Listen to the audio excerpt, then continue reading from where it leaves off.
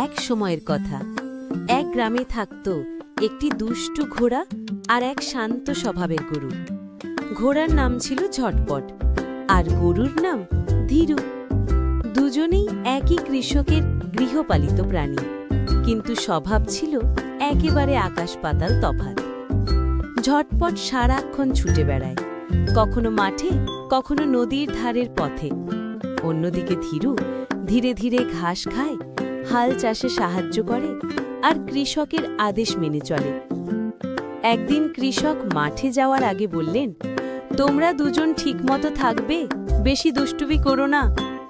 কথা শুনে ধীরু মাথা নাড়ল, কিন্তু ঝটপটের চোখে তখনই দুষ্টুমি চকচক করতে লাগল।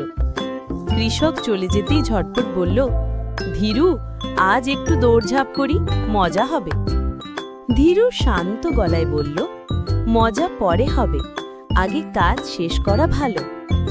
কিন্তু ঝটপট তো কারো কথা শোনে না।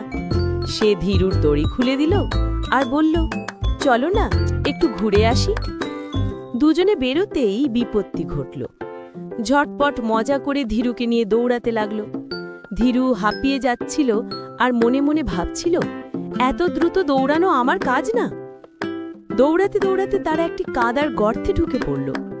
ঝটপট লাফ দিয়ে বেরিয়ে এলো, কিন্তু ধীরু কাদা মাখামাখি হয়ে আটকে গেল। ধীরুর অবস্থা দেখে ঝটপটের মজা গেল উধাও। সে দৌড়ে কৃষককে খবর দিল।